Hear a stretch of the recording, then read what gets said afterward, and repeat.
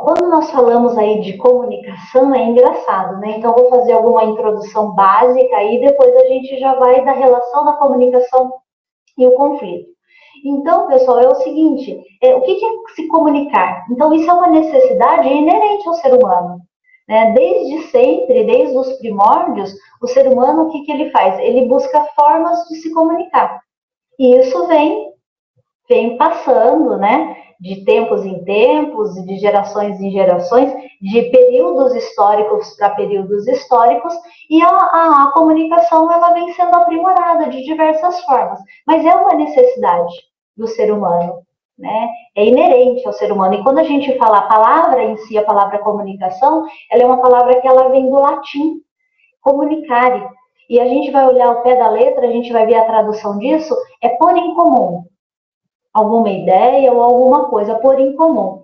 E daí eu acho que aí já fecha o sentido da comunicação, porque é pôr em comum uma ideia, é pôr em comum um conceito. E quando eu falo esse em comum, essa palavra que eu estou utilizando, ela quer dizer o quê? Ela quer dizer que o que eu penso, ou a ideia que eu tenho, ou a informação que eu tenho, para que ela se torne comum entre nós dois, entre duas pessoas, a outra tem que entender na íntegra o que eu quero dizer. Senão não se torna uma coisa comum para as duas pessoas. Compreende? Então, o objetivo básico da comunicação é esse. Eu pôr em comum entre as pessoas uma ideia, uma informação ou um conceito, seja a necessidade que houver. Agora, aí também a comunicação, quando ela não é eficaz, dá origem a conflitos. Por quê? Porque se a outra parte não tem o entendimento, ou seja, se isso não ficou incomum, se aquela ideia, aquele conceito, aquela informação não se tornou comum, não está incomum para as duas pessoas, vai gerar conflito. Por quê? Porque se o outro não compreendeu totalmente, ou se o outro compreendeu parcialmente, talvez, muito provavelmente, ele não vai atender a tua expectativa. E gera frustração. Lembra que uma das origens de conflito que a gente comentou na aula passada é a frustração de expectativas? Né? Então, e tem um livro que eu quero indicar para vocês, que é de um psicólogo, não sei se vocês conhecem, Marshall Rosenberg, é Comunicação Não Violenta. Então, já vou falar já desse livro para eu não esquecer. Se nós conseguirmos, pessoal, enquanto gestores,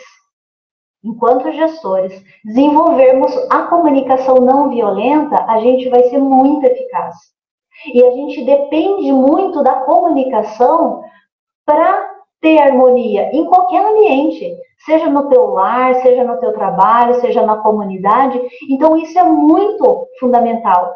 Tem um autor que, inclusive, eu usei muito na minha dissertação de mestrado, o livro dele, que é o Penteado, e tem uma frase que ele diz assim, que a capacidade dos homens em viver juntos e coordenar esforços, evitando conflitos ruinosos, olha que interessante, conflitos ruinosos, é determinada em grande parte por suas aptidões para a comunicação correta. Então, olha só como é importante a aptidão na comunicação. Porque lembra que nós conversamos já, né, na aula passada sobre a percepção de mundo? Então, quando você vai se comunicar, você precisa minimamente compreender o universo de quem está te ouvindo, para você escolher a linguagem adequada, né? Você vai usar termos técnicos. Às vezes você reúne a tua equipe lá e às vezes é até um ambiente de trabalho que permite sim usos técnicos, mas às vezes dentro da área. Mas às vezes tem pessoas que estão chegando ali, um estagiário, por exemplo, que talvez não tenha esse nível de aprendizado que o resto da equipe toda, que tem mais maturidade, já tem. Ou a pessoa está acabando de chegar, embora ele seja da área, às vezes são tantos termos técnicos, né, que às vezes a pessoa não sabe. Então, primeira coisa para a gente desenvolver uma comunicação eficaz, Lucas, primeira coisa, você precisa adequar a sua linguagem ao teu público, ao teu interlocutor. Se eu estou falando com uma criança, por exemplo, Se eu estou falando com uma criança, por exemplo, eu preciso usar, não é aquela linguagem infantilizada, não. Estou falando dos termos que você vai utilizar. Às vezes não tem conhecimento, né? Ou às vezes eu vou trabalhar, vou dar uma palestra, ou mesmo aqui, às vezes, começo a utilizar conceitos, né, que não são palavras mesmo, que não é usual, dificulta a compreensão de quem está ouvindo. Então eu preciso entender, né, quem é o meu público. Quem é o meu público? E daí o que eu vou fazer? Eu vou adequar a minha linguagem, o uso dos termos que eu vou usar, que eu vou utilizar para que as pessoas possam compreender. Outra coisa que é interessante, e isso, gente, não é novidade e não é da área de comunicação, isso é da área de aprendizagem, tá? Tem um método, eu sei disso porque eu fiz magistério no meu segundo grau, hoje é ensino médio, né? Eu fiz magistério. E eu estudei sobre uma técnica do Paulo Freire de alfabetização em 72 horas, alfabetização de adultos em 72 horas. E ele, na técnica dele, ele parte do contexto da pessoa. Olha só, isso é comunicação eficaz. Eu parto do contexto da pessoa, eu uso as palavras do dia a dia dela, porque precisa fazer sentido para ela. Então, por exemplo, você ia alfabetizar uma comunidade lá, e onde a maioria dos adultos trabalhava na construção civil, para que eu vou usar a palavra macaco para alfabetizar? Ele usava o quê? Tijolo. Isso faz todo sentido, porque daí aquilo tudo, aquele universo faz parte do dia a dia da pessoa. Então, a assimilação acontece no cérebro de uma forma diferente. Então, quando você vai se comunicar, você precisa conhecer minimamente aí o universo dessa pessoa. E daí, quando a gente fala também do endomarketing, quando a gente fala da comunicação interna organizacional, o meio que você vai escolher para se comunicar também é importante. E ainda tem um outro conceito, uma outra teoria aí, que diz que o meio já é a comunicação. Então, mas o nosso foco aqui é o seguinte, então eu preciso saber, eu preciso adequar a minha linguagem ao meu público. Primeira coisa, não adianta eu chegar lá falando os termos bonito, técnico, umas palavras diferentes lá, se as pessoas não estão entendendo o que eu estou falando. Aí a Priscila está falando se técnicas de oratória pode ajudar na comunicação. Pode, com certeza. Pode sim. Tem várias, até em questão da dicção. Tem técnicas de oratória que vai dar um exercício, por exemplo, de você pôr um lápis entre os dentes ou uma caneta e no espelho você lê. Porque daí você força a você a falar e falar para fora, né? Porque eu não sei se você tem pessoas que você conversa, você fica prestando atenção, você está tentando quase fazer a leitura labial, aí você fala assim, gente, articula. Articula quando estou conseguindo entender. Então, nesses casos, por exemplo, que daí já é de pôr para fora, ou às vezes a dicção, uma técnica, por exemplo, de oratória, aí é você colocar aí um lápis, uma caneta e vai para frente do espelho, porque daí você já vê a tua postura, a postura é importante também, até por conta da respiração, e você faz esse exercício. Lê muito, uma poesia que você quiser, uma música, qualquer coisa. Aproveita para ler o livro da disciplina, melhor. Lê o livro da disciplina de frente do espelho com um lápis, é que eu não tenho aqui, entre os dentes, porque daí força a tua fala. Isso vai ajudar muito você na dicção. Então, quando a gente fala aí da comunicação eficaz, então, primeiro, você precisa adequar a tua fala, os termos que você está escolhendo para você falar com a pessoa, você precisa conhecer minimamente o universo dessa pessoa, principalmente se você quer impactar. Você fez uma reunião com a tua equipe lá, poxa vida, o que a tua equipe mais gosta? Né? O que a tua equipe, sei lá, o que de repente é uma equipe lá super jovem, eles estão assistindo lá uma série que está em alta e tal, de repente você pode abrir a tua reunião falando sobre algum episódio da série e fazendo o link daquele episódio, porque às vezes eu assisto algumas séries e eu acho fantástico, eu tenho muitos insights quando eu estou assistindo, e até desenho animado, amo os desenhos animados da Disney, e tem muitos deles que trazem muitas mensagens. Para mim, até hoje, o mais significativo foi Up e Altas Aventuras. Que lá, obviamente, que a criança que não assiste, ó, tá vendo? A criança, quando assiste, ela vai ter uma visão. O adulto, quando assiste, Lá tem uma aula de desapego, lá tem uma aula de mudança de chave, né, sobre uma nova perspectiva de uma pessoa bem de idade fantástica. Mas tem um que eu ainda não consegui baixar, que eu quero trazer para vocês, um pedacinho, Monstros S.A., não sei se alguém aqui assistiu.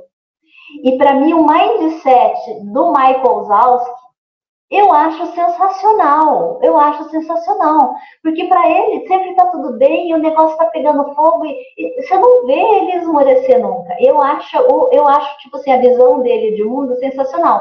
E daí tem uma parte do desenho especificamente em que acho que tem não sei se é na televisão, que na televisão sai a propaganda da empresa deles, né? E daí ele tá com o Sullivan, né? Que ele é para ele ser o treinador do Sullivan. E daí a hora que sai a propaganda, tá, o Sullivan, e ele aparece, só que a logo da empresa, que também é redonda, fica na frente dele. Então, na verdade, só aparece os pés dele. E o Sullivan olha, tipo assim, você deduz, que tipo assim, que ele vai ficar triste. Né? E você tá esperando que a hora que termina o comercial, que você vai olhar para ele e ele tá triste. E, na verdade, a hora que termina o comercial, ele pula de alegria e fala assim, eu tô na TV, eu tô na TV. E eu falo assim, meu, olha o mindset desse cara, né? Então, isso é comunicação. Isso é comunicação que você pode usar, de repente, numa reunião que você vai fazer. Olha que legal. De repente, se eu estou numa equipe lá bem desmotivada, ou que eu vejo que tem um mindset um pouco negativo, eu posso pegar um pedacinho desse desenho numa reunião e levar e falar assim, gente, isso daqui é simples. É um desenho animado, mas eu quero chamar a atenção de vocês para uma questão aqui sensacional. Né? Então, gente, existem várias formas da gente se comunicar de uma forma mais eficaz. Ser claro, ser objetivo, né? Às vezes muita redundância, muito floreio, perde a informação que você queria de fato mostrar ali. Tá? Gente, eu não estou conseguindo acompanhar tudo aqui, mas aí depois eu vou olhar ali, tá? Fiquem tranquilos, e depois aquilo que ficar pendente, eu providencio depois as respostas para vocês. Então são coisas simples, mas a mais significativa de todas, que inclusive nesse livro aí, Comunicação Não Violenta, ele diz, é o seguinte, gente, e isso também é um dos conceitos básicos do coach, tá? Você precisa estar genuinamente interessado no seu interlocutor, tá? Você precisa. Então, é o primeiro ponto. Então, eu sei que às vezes a gente está no mundo corporativo, a gente precisa ter uma postura profissional e tal, mas ser profissional não significa ser máquina. Ser profissional não significa ser indiferente. Não, ser líder significa ser empático. Ser líder significa você ter interesse genuíno pelas pessoas. Ser líder significa que você está mais preocupado com o crescimento dos outros, no caso da sua equipe, do que você mesmo. Então, quando você está aberto, quando você está disposto a compreender o outro, lembra que eu falei para vocês na primeira aula? Sejam curiosos. E para que esse negócio de dodói, sabe? Ai, meu ego, é tipo assim, nossa, discordou de mim. A gente precisa desconstruir isso e ser curioso, vamos ser racionais. Né? De repente alguém discordou de você ou na equipe está tendo alguma coisa ali que você precisa alinhar, seja curioso. Por que é que essa pessoa pensa diferente? O que ela está enxergando que eu não estou?